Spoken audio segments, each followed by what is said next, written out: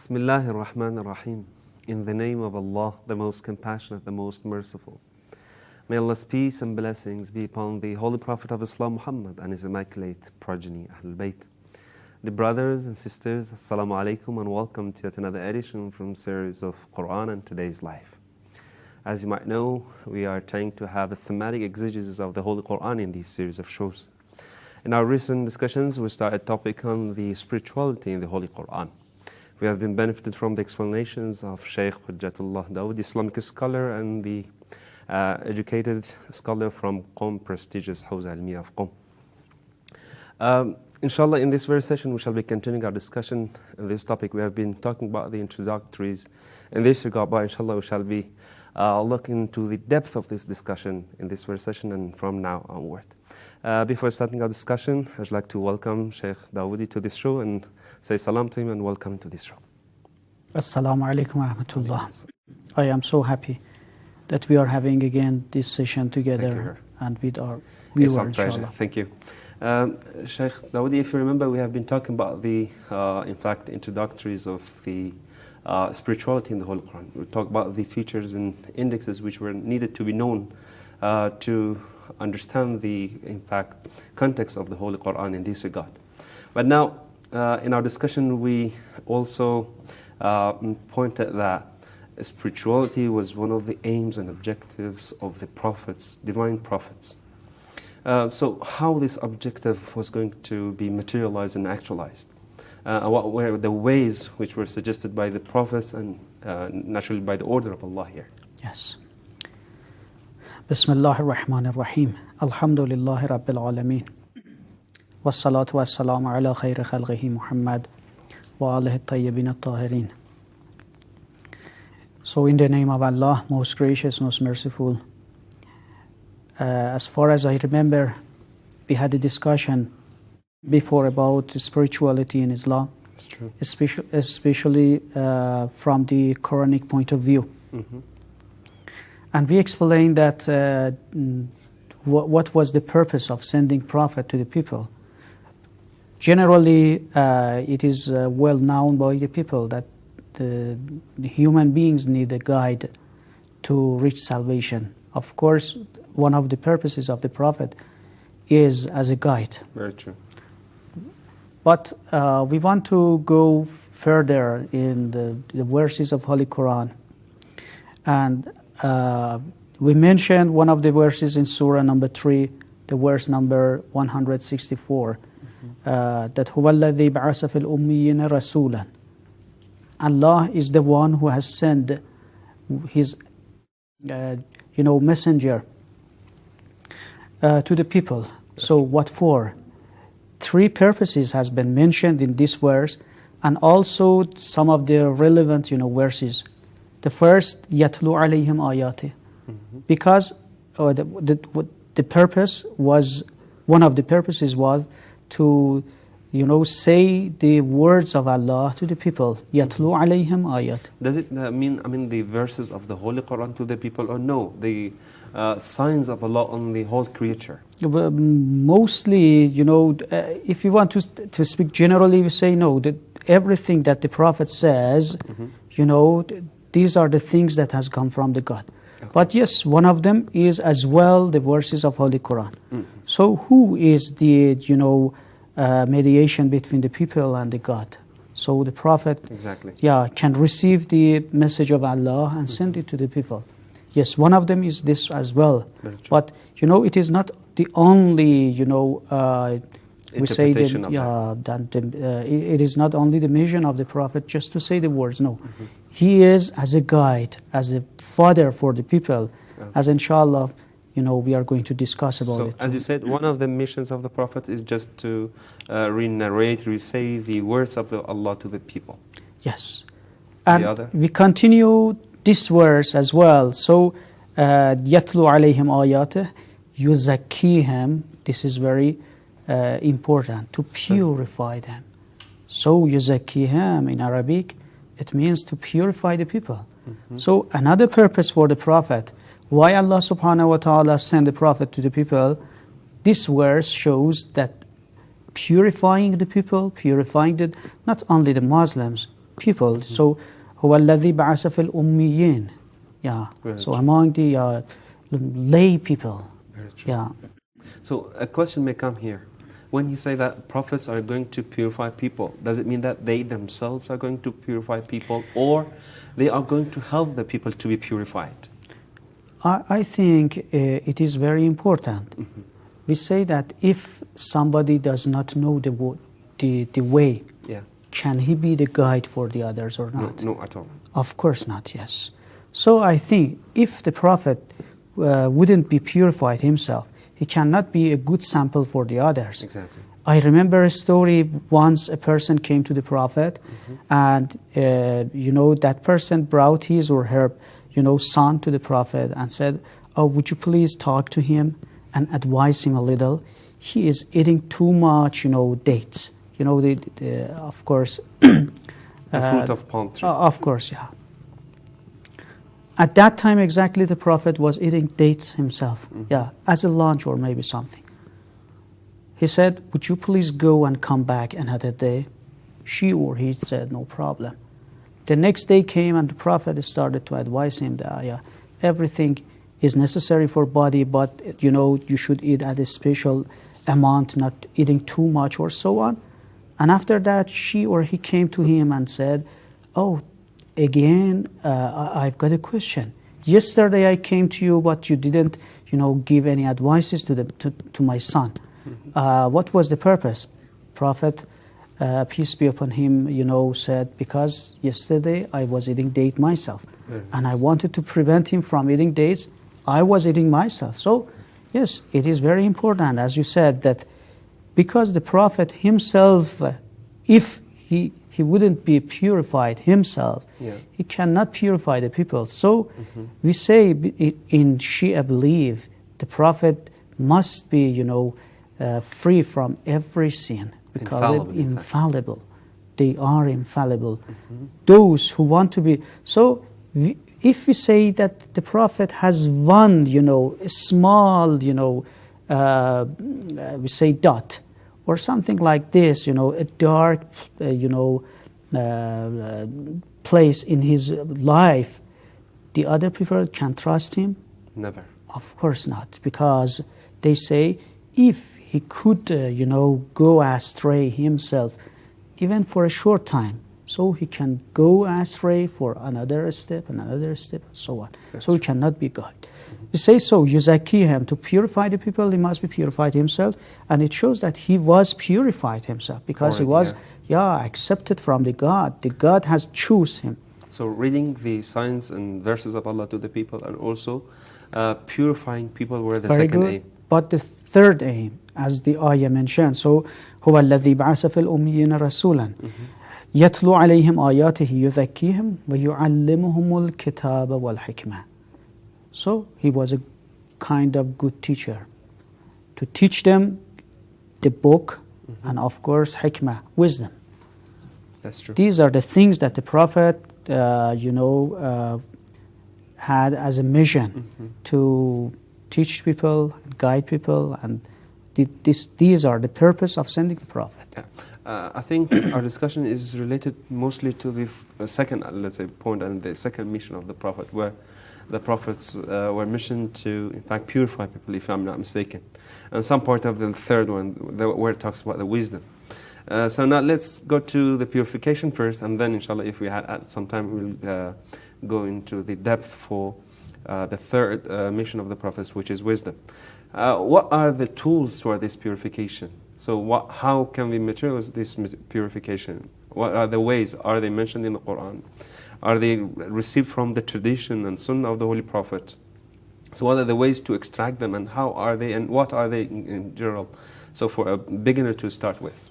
So, yes, to answer your question, we said 3 steps has been mentioned, mostly Urafa, and Gnostics.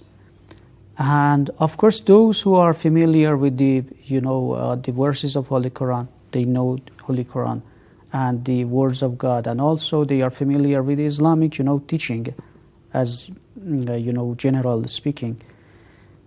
They say there are 3 levels, or we say 3 phases, to reach purification. Mhm. The first of all is, is called in Arabic yaqza, so awakening. Okay. What does it mean? Does it mean that the people are asleep? We say yes, kind of. Kind of, they are asleep. But it is not the Awakening same as- from a sleep. it is not from the usual sleeping. That of course the people are working. They have their life generally. How? We say awakening. It means being aware of their purpose. Why we have been created. Are we the same as animals, or In no? a We are sleep of different. ignorance, let's say. Exactly. To be aware of the purpose that God subhanahu wa ta'ala, Allah subhanahu wa Has ta'ala created us for. has created us. Yes. Exactly. So awakening is It's the very first phase. yes, it's the first step. It is very important. Referring to some of the verses of Holy Quran and also some words of A'immah and also some words of the Holy Prophet, it has been called the greater jihad. This awakening. Yeah. The first phase, you mean? Yeah, it is because this one is very important. We say that we have to go forward and put our, put one step and little by little go forward to reach, purification. This is the first step, and for everything, the first step is very important. That's true. Of course.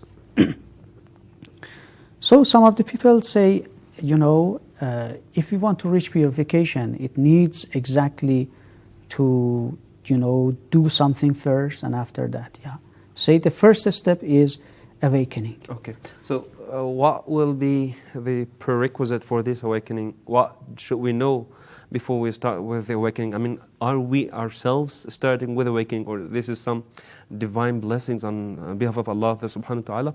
So these are the questions that I hope will be answered, inshallah, after a very short break. And thanks for your explanations up to now. And you, respected viewers, stay tuned with us. We'll be back in a few seconds with the answers of the questions which were posed at the last minutes of our discussion.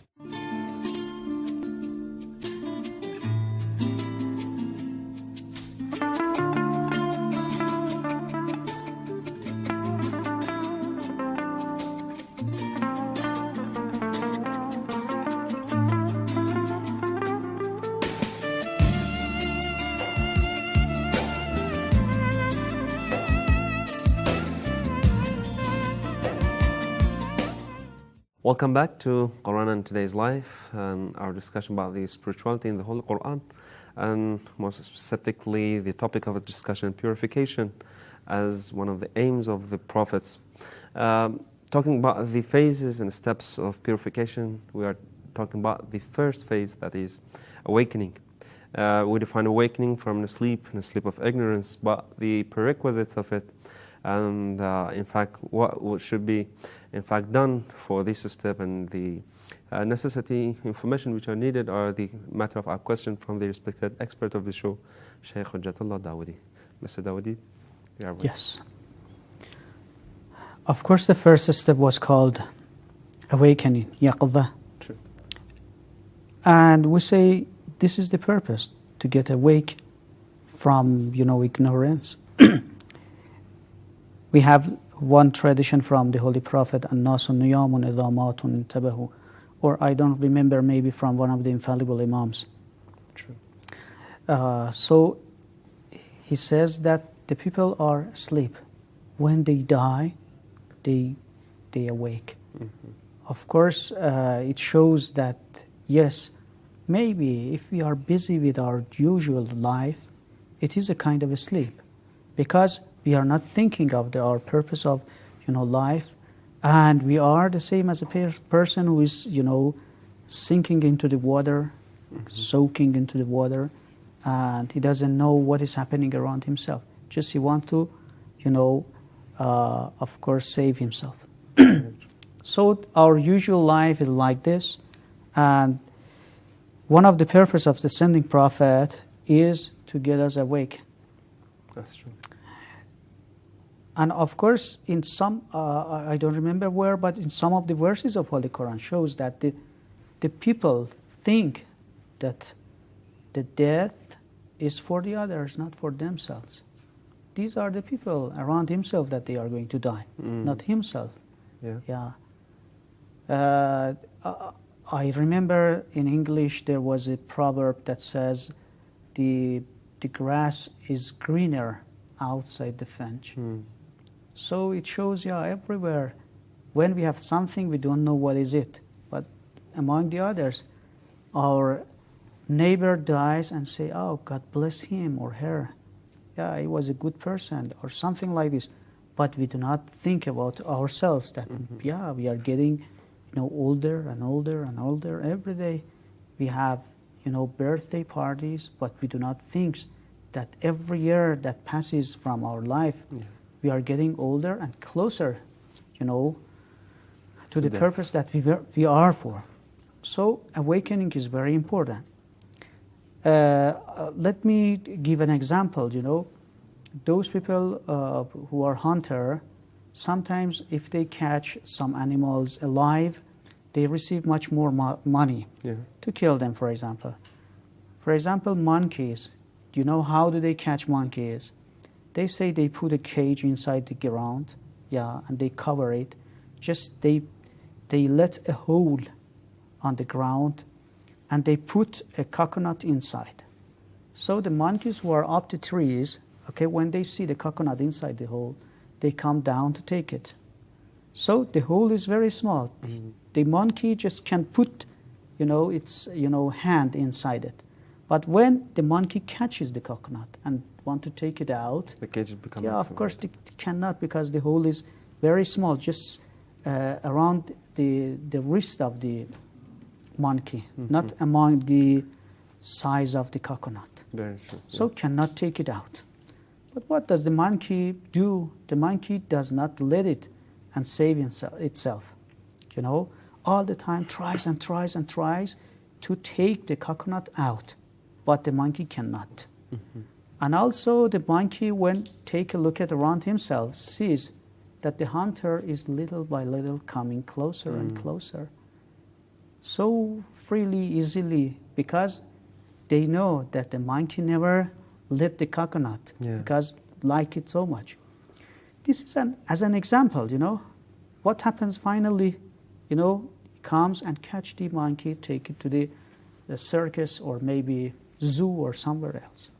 Very true. This is as an example for our life, We are gathering with our usual life like a monkey that is catching So everything, the worldly, things around us has made us busy so much that we are not thinking what is happening to us. The death is getting closer and closer to us. Very true. What we are not awake. So it is one of the purpose. And even we ourselves made us busy with ourselves. Very good. Exactly, yes. Unfortunately. Very nice simile that you just presented here. Now, for a beginner, just knowing that he's entering this step, that is awakening, would suffice? I mean, does it need any other information for him to start? Yes, I think, sometimes something happens that, it is like a very small, we say, knock on our life that we understand that, something is happening around us and make us, awake. For example, sometimes a very, very severe, disease, illness. So among the illnesses and disease, the people say, oh God, for example, heal us or something like this. And in this case, they find out that no, this life is because of another. So this is one of the things that happened inside our life that make us, awake. Another things that make us awake sometimes is, for example, if we see that one of our close friends, relatives, neighbors or so dies. So in this case, sometimes we start thinking that, he was the same as my age. Or maybe, no, close to me. Maybe, death is really true. It may happen to me too. So it makes people sometimes, awake too. Right. Or sometimes, this is very important. If happen to us, it can, really help us. Sometimes there are some people who meet a very, very special person, a spiritual leader or some person like him. So by visiting a very great person, sometimes, we find out that, we have another purpose in our life. This is not our usual, living or so on. Mhm. So sometimes these happen to us and make us awake. Very true. But I don't know exactly if there is a special, things to do or not.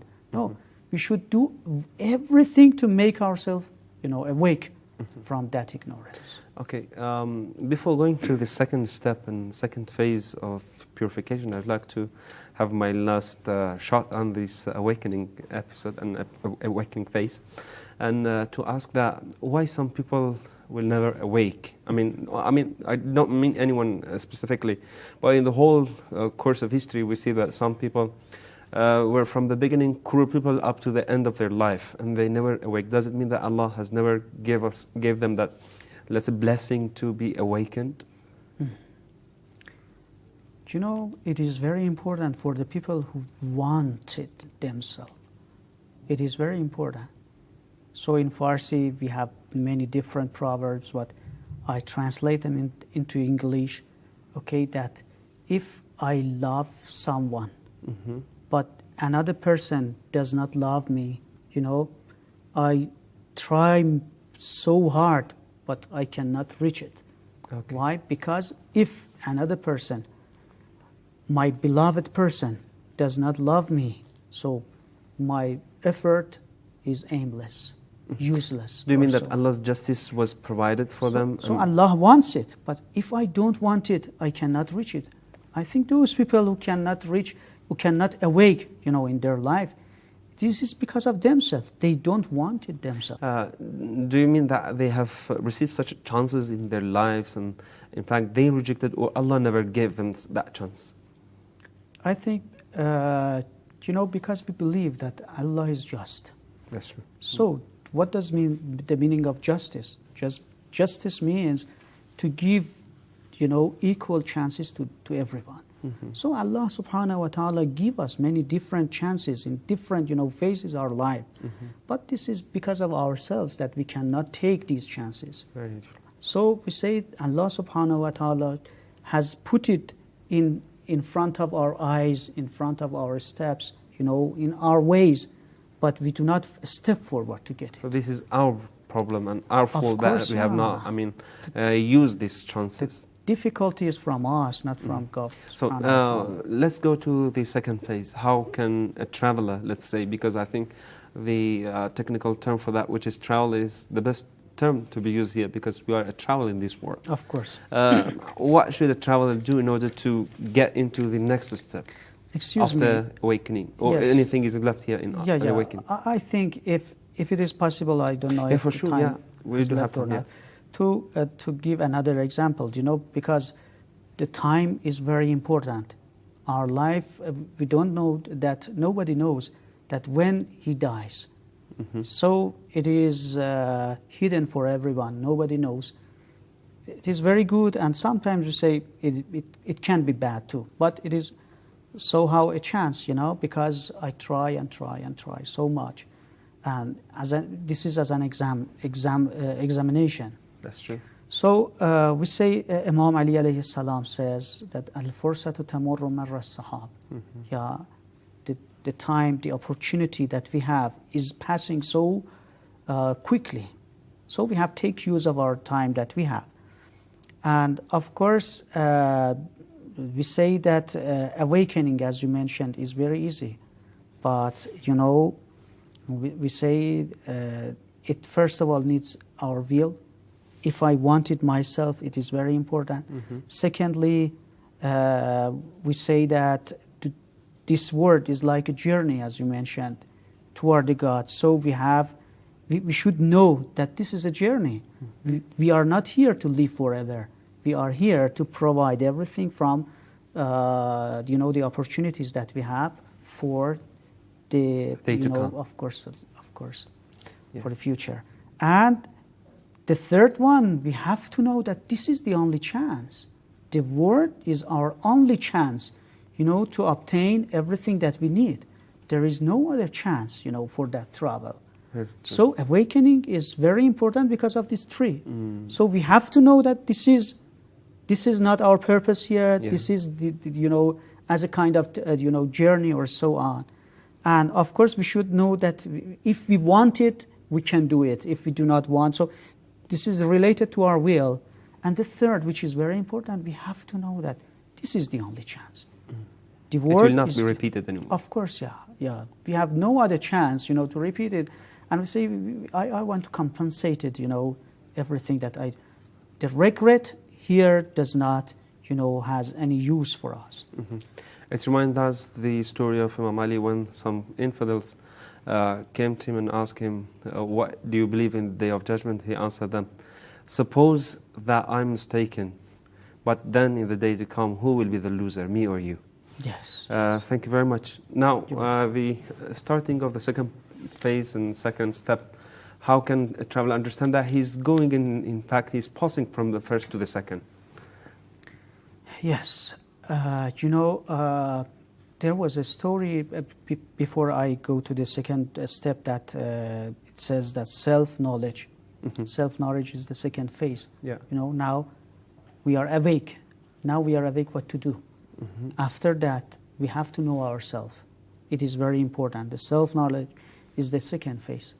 But because of that, to taking use of opportunities, we say that, the days, I think this is the example from Imam Ali alayhi salam, that he gave an example and said that, a person came to me and said, I had a dream. I was inside the hell, hanging from just one rope, and two mice were, biting the rope.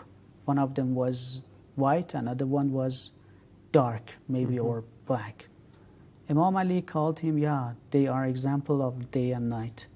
Two mice are example of day and night. One of them is white, another one is dark. And the rope is our life that we are hanging into the. And what was down the hill, there was a very, very bad fire or something like this. It was something unknown, and the people have a fear from something that they don't know. So Imam Ali says, you have to take use of your opportunity. If you quickly can go up and up the rope, okay, you can save your life. Because so quickly these mice are biting the rope. That's true. Yes. Thank you very much. I think since we are on the last seconds of this show, and we have to finalize our discussion, and we are still at the very beginning of the second phase, which, as you mentioned, was self-knowledge. Inshallah, we leave the rest of our discussion for next show. Once again, I thank you for your presence and your scholarly elaborations on the issue and the concept and the discussion, and you, respected viewers, for staying tuned with this show up to the end on the spirituality in the Holy Quran. And in fact, we have been talking about the stages of purification. The first stage was introduced, awakening and yaqba, and the second, which was self-knowledge. Inshallah, we shall talk about it in depth in our next show. I hope to have you then in our next show with the rest of our discussion on the spirituality in the Holy Quran. Till then, have a very good time. Wassalamu alaikum wa rahmatullahi wa barakatuh.